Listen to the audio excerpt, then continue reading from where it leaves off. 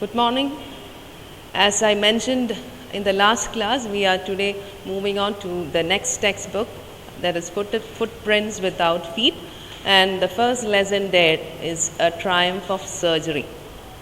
It's written by James Herriot. The Triumph of Surgery describes the story of a dog, a pet dog, which is owned by a rich mistress, Mrs. Pumphrey. And Mrs. Pumphrey is very fond of his dog, that he pampers him a lot, feeds him a lot, and makes him sick. And so when she found her pet to be sick, she sought the help of a veterinary surgeon, who is none other than James Herriot, the author. And to speak about surgery in the title, that is, the surgery you have heard of is about what happens in an theater, in an operation theater, but it has nothing to do with that. Surgery here means a room or a place where patients get treated. Animals as well as human beings get treated for their they come and consult the doctor, and that sort of normally we name it here as a clinic, somewhat like that. It is British English, so they call it a surgery. Just have that in your mind. And now back to the author. James Herriot is a British writer. His full name is James Alfred White, and James Herriot is his pen name. When he writes, he uses this name. And he is a British veterinary surgeon and also a writer. So he treats animals and he attends to them, and he is very fond of animals too. He practiced as a veterinarian in Yorkshire, England for almost 50 years. So being a veterinary surgeon, he practiced in England in the place called Yorkshire, and he practiced as a veterinary surgeon for almost 50 years. So with a rich experience as a veterinary surgeon, he started writing a series of books, each consisting of stories about animals and their owners. So being a veterinary surgeon, he acquired a lot of experience. And so what is this experience? How owners treat their pets, and what sort of problems they encounter, and how he had helped him to overcome such problems. So all these he had managed to acquire over these 50 years. And what did he do? He thought of writing it down, sharing his experience with other people.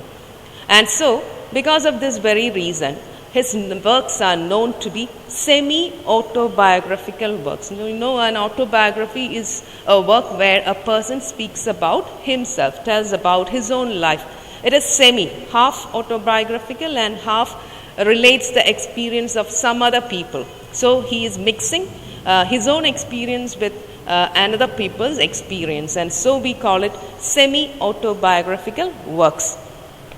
And now let us watch a video to get a better understanding about the lesson, because the normal pets we find here and the way we treat the pets is extremely different from the way we find in the lesson. Here the mistress or the owner of the pet is so rich that she treats her in a very luxurious manner, and she overfeeds the dog, and so naturally he ends up in trouble. So let us see how pets are being treated in a luxurious way, how they differ from the normal way we do.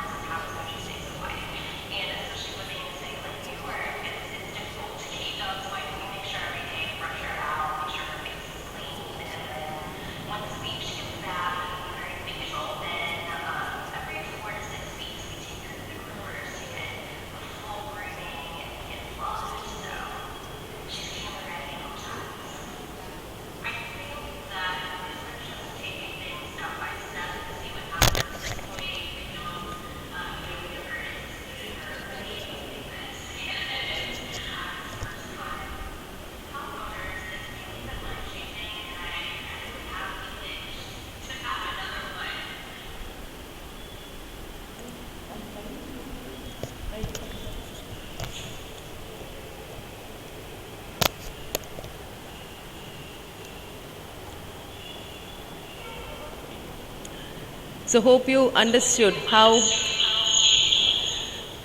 owners take care of their pets and how it differs from the way we treat our pets, and how they get these coats.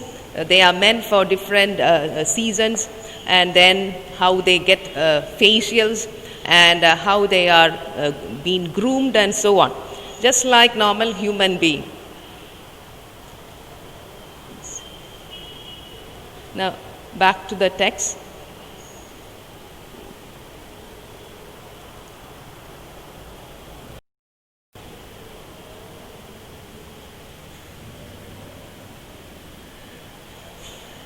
Sorry for the disturbance. We'll continue with the lesson. A triumph of surgery. Tricky, a small dog, is pampered and overfed by his rich mistress. He falls seriously ill, and his mistress consults a veterinary surgeon. Does he perform an operation? Does the dog recover? So these are the questions we are going to find through the lesson. Now, I was really worried about Tricky this time. I had pulled up my car when I saw him in the street with his mistress, and I was shocked at his appearance. He had become hugely fat, like a bloated sausage, with a leg at each corner. His eyes, bloodshot and rheumy, stared straight ahead, and his tongue lolled from his jaws. So, Mrs. Pumphrey had often visited James Herriot at his surgery for taking advice regarding the proper treatment or proper care of this animal. And so she had already visited and already got some instruction from this veterinary surgeon, that is our author. And though she received certain instructions, she couldn't follow it. So she now happened to meet James Herriot while she was taking his pet for a walk.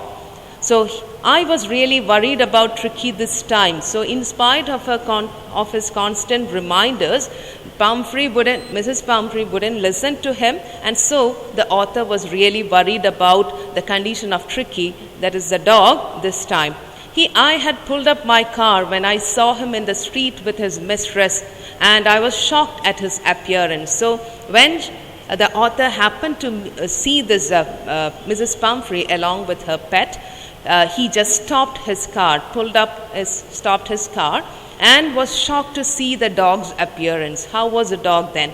He had become hugely fat, like a blotted sausage. Sausage, it is already blotted, and if it gets blotted up further, you know how it is, with a leg at each corner. So the dog has become hugely fat, so the legs had become so small. His eyes bloodshot, reddened in color, and roomy means watery, having watery discharge, stared straight ahead, and his tongue lolled from his jaws. It just hung loosely. So that was the condition of the dog. Mrs. Pumphrey hastened to explain. Before the author could tell her something, she started explaining. He was so listless, Mr. Herriot. He seemed to have no energy. I thought he must be suffering from malnutrition, so I have been giving him some little extras between meals to build him up, some malt and cod liver oil, and a bowl of Horlicks at night to make him sleep. Nothing much really. So she's already overfeeding the dog. So what did she do? She found the dog to be listless, without any energy, always lying down. And so she thought that this dog was suffering from malnutrition, that is, lack of nutritious food. So what did she do? She started giving some extra meals in between the main meals that consist of malt. Malt is dried up grains, germinated grains, which is dried up and used in flour and so on. Cod liver is the oil which is being extracted from the fish called cod. And a bowl of Horlicks at night, so nothing more. And what is Herriot's opinion? And did you cut down on the sweet things as I told you? Did you follow that? Oh, I did for a bit, but he seemed to be so weak I had to relent. I did to a certain extent, but I found the dog to be so weak, and so I had to give up. So I just yielded to the dog. He does love cream cakes and chocolate, so I can't bear to refuse him. I find it very difficult to prevent myself from giving him these delicacies. I looked down again at the little dog. That was the trouble. Tricky's only fault was greed. He had never been known to refuse food. He would tackle a meal at any hour of the day or night. And I wondered about all the things Mrs. Pumphrey hadn't mentioned. So he very well knows this mistress. He knows her nature, and he can just imagine what all stuff this lady had fed her dog, which she hadn't mentioned. So that as far as Tricky is concerned, he was a dog who couldn't resist her. He didn't know when he was hungry and when he was not. And so he was ready to eat any hour of the day. So are you giving him plenty of exercise? Well, he has his little walks with me, as you can see. Mr. Hodgkin, the gardener, has been down with lumbago. So there has been no ring throwing lately. So as you can see, I'm taking him out for a walk. And usually the gardener, Hodgkin, when he comes, he used to play with the dog. They used to have this ring throwing. Ring throwing is throwing a ring and making the dog fetch it back. And now what happened? For the past few days, this gardener was laid up with lumbago. Lumbago is back pain, especially in the lower back.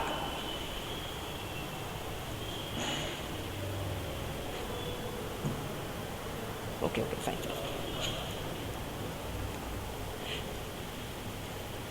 Okay, I tried to sound severe. Now,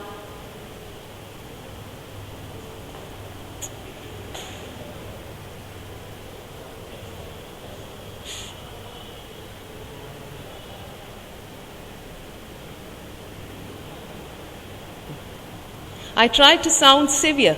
Now, I really mean this.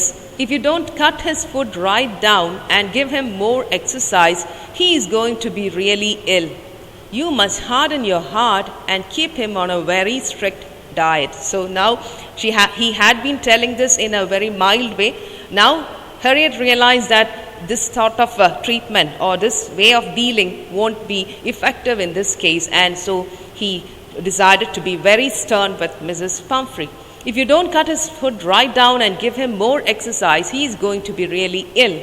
You must harden your heart and keep him on a very strict diet. Mrs. Pumphrey wrung her hands. What is wrung? Especially when you are tense, you just squeeze and wring your hands. So the same thing. She became very upset. Oh, I will, Mr. Herriot. I'm sure you are right. But it is so difficult, so very difficult.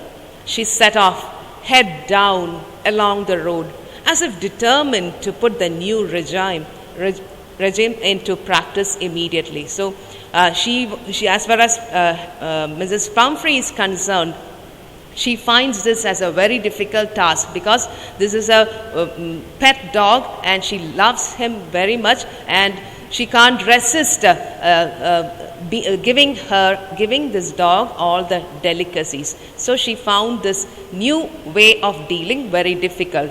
New regime is nothing but the order of things that happen in a day. So as we call a timetable or something like that. Now, I watched their progress with growing concern. So the author was really concerned. What is going to happen? Will it work out? Will she be able to do what he has instructed, and so on? Tricky was tottering along in his little tweed coat. Tweed is nothing but a thick, rough cloth made of wool. And he was having a coat for different times of the year. And he had a whole wardrobe of these coats for the cold weather and a raincoat for the wet days.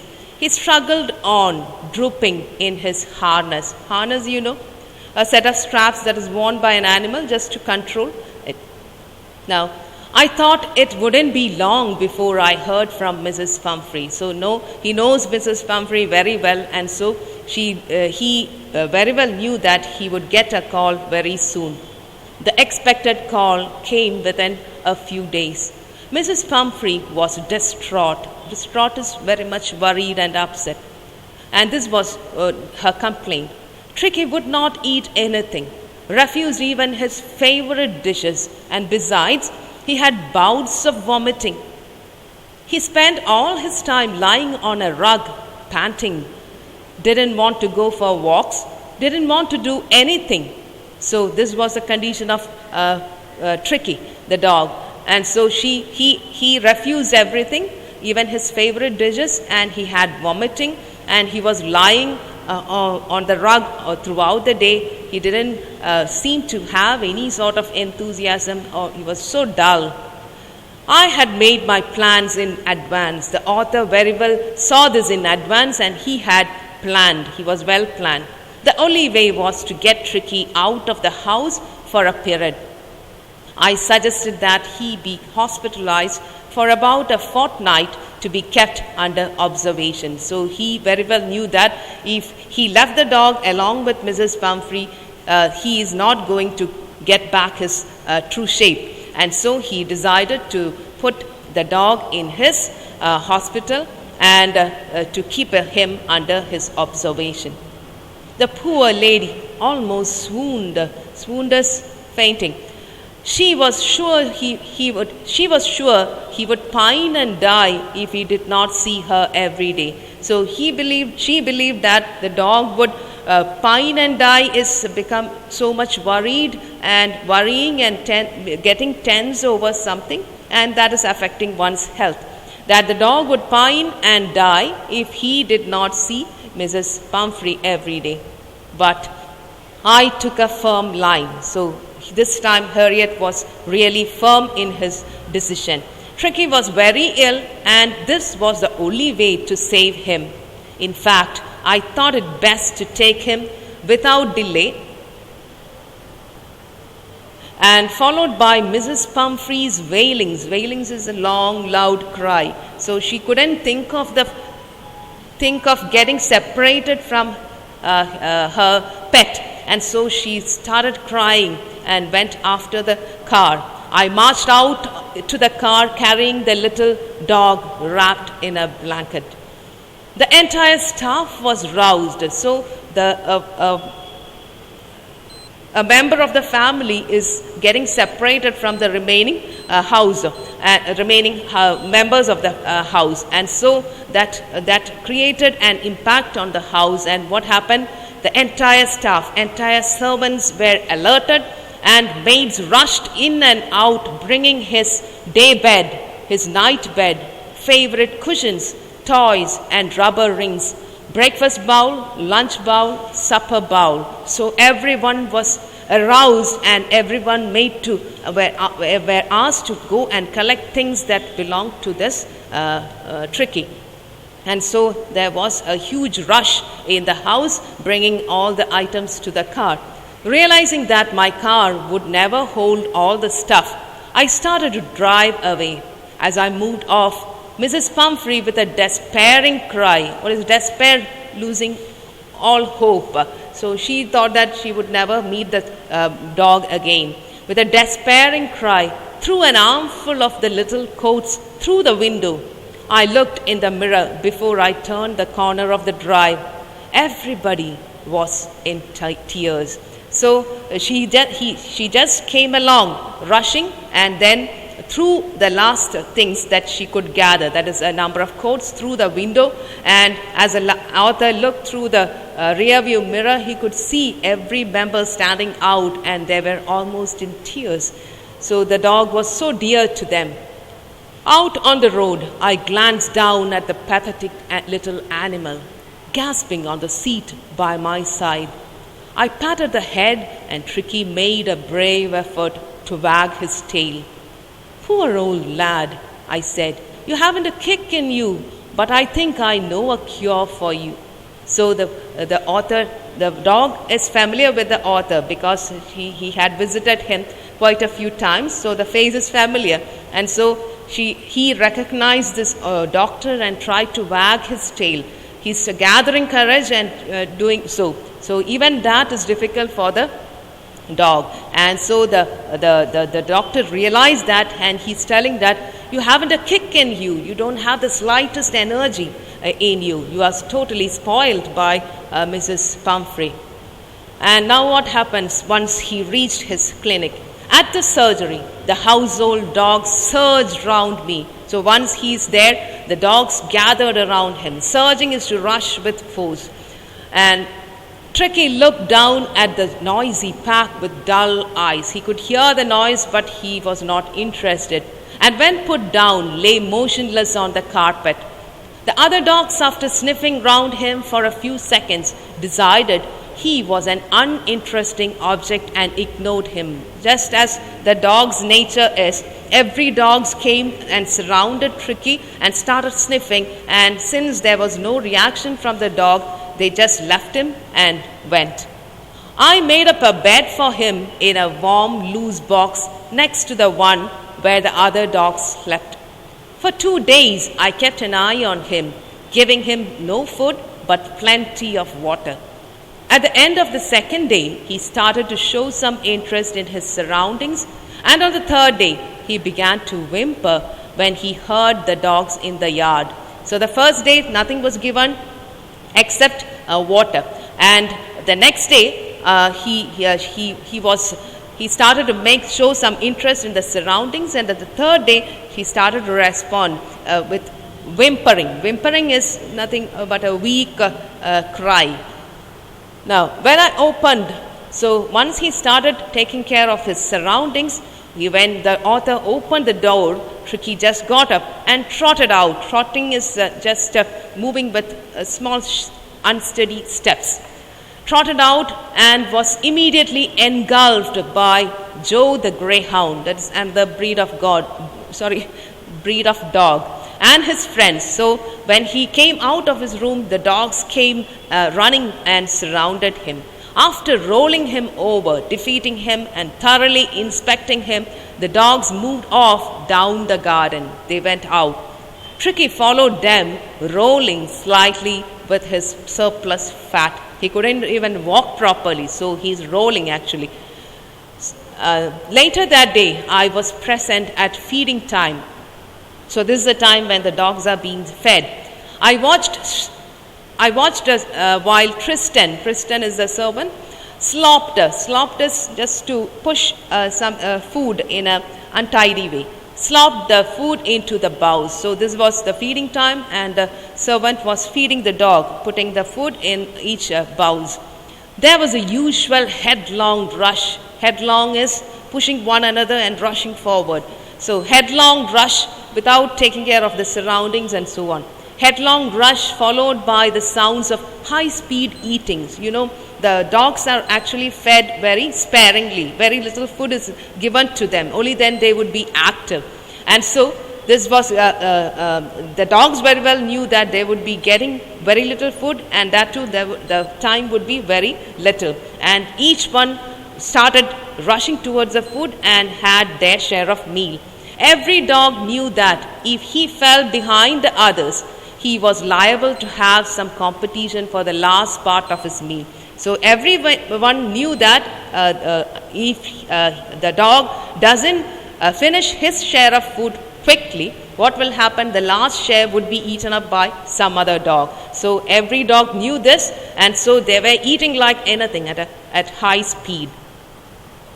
When they finished, Tricky took a walk round the shining boughs, licking casually inside one or two of them. So Tricky was not given a separate bowl, and so what happened?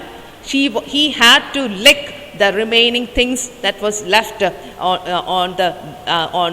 the bowls of other dogs. Next day, an extra bowl was put out for him, and I was pleased to see him jostling his way towards it. Jostling is just struggling to move, especially in a crowd.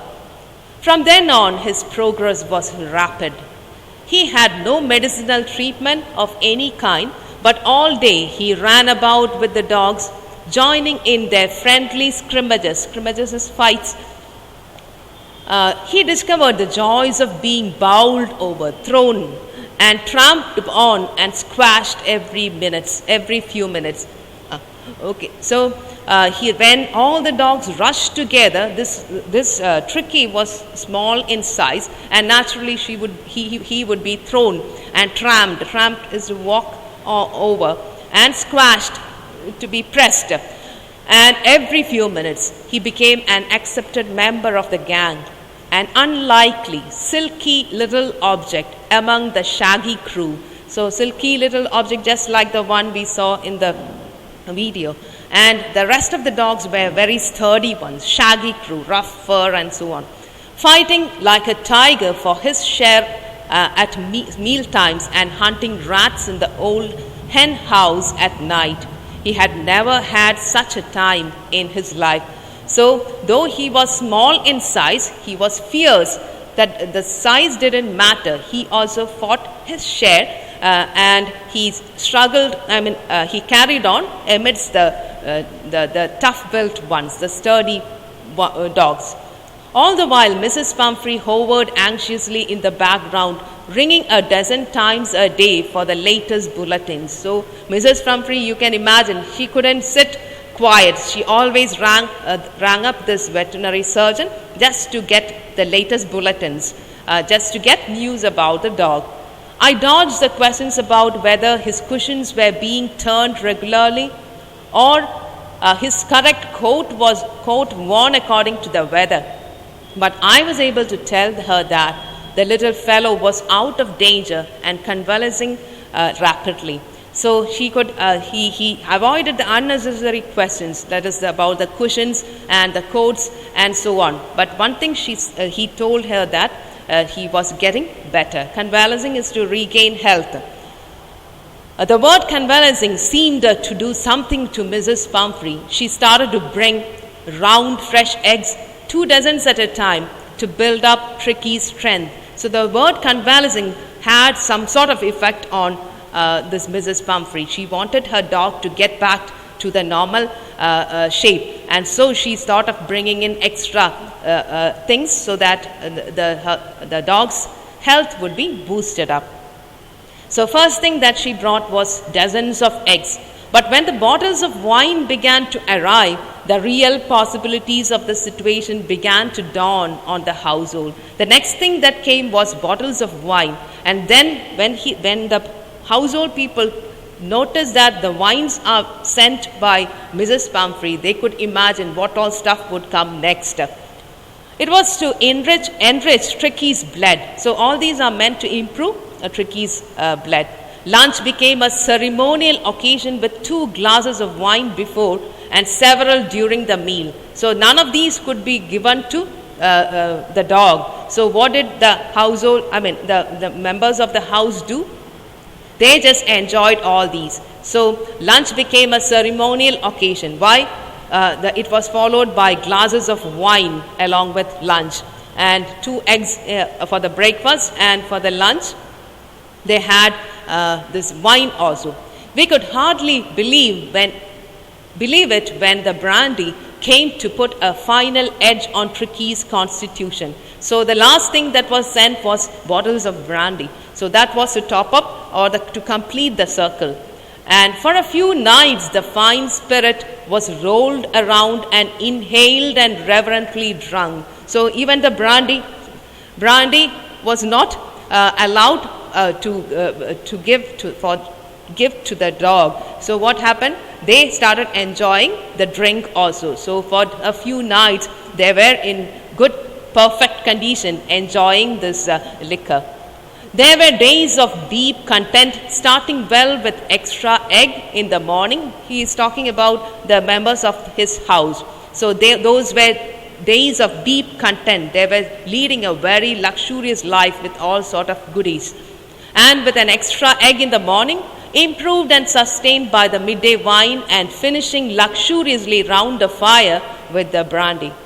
It was a temptation to keep Tricky on as a permanent guest. Anyone would love to have Tricky if you get such a treat. But I knew Mrs. Pumphrey was suffering, and after a fortnight, felt compelled to phone and tell her that the little dog had recovered and was awaiting collection. So because the doctor was a sincere and honest person, so he didn't want to cheat or misuse the occasion, and so he rang Mrs. Pumphrey up and told her that the dog had recovered and she could come and collect him any moment. Within minutes, about 30 feet of gleaming black metal drew up outside the surgery.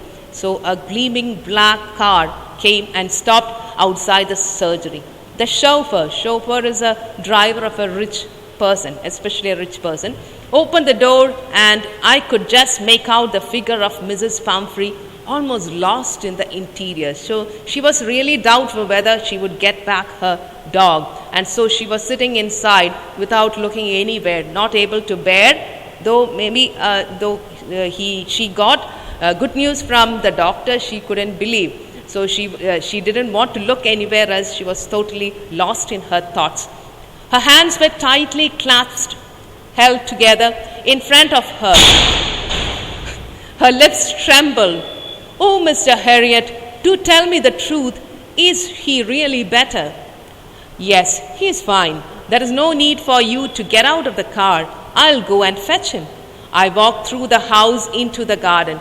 A mass of dogs was hurtling round and round the lawn, and in their midst, ears flapping, tail waving, was the little golden figure of Tricky. In the 2 weeks, he had been transformed into a lithe, hard-muzzled animal. Lithe is a very flexible. He was keeping up well with the pack, stretching out in great bounds. He could leap a great distance. He could leap well, and his chest almost brushing the ground, having a very inward stomach and chest almost touching the ground. That is the true shape of a healthy dog. And so here we can see Tricky almost in that shape. I carried him back along the passage to the front of the house. The chauffeur was still holding the car door open, when Tricky saw his mistress, he took off from my arms in a tremendous leap and sailed into Mrs. Pumphrey's lap. She gave a startled oh. She didn't expect this dog to jump on her, and then had to defend herself as he swarmed over her, licking her face and barking. So you can imagine the response or the excitement of the dog, how he went over her and licking and barking and expressing his joy.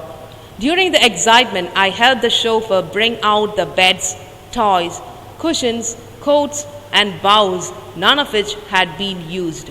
As the car moved away, Mrs. Pumphrey leaned out of the window. Tears shone in her eyes. Her lips trembled. "Oh, Mr. Herriot," she cried, "how can I ever thank you? This is a triumph of surgery." So that was how Mrs. Pumphrey's dog recovered after the clever and sensible treatment of James Herriot, the author.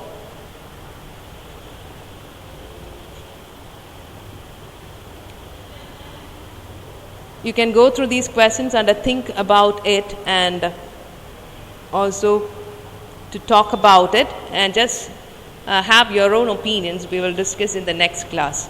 I've already sent the notes through the Parents app. It would reach you very soon. I think we will stop. Thank you.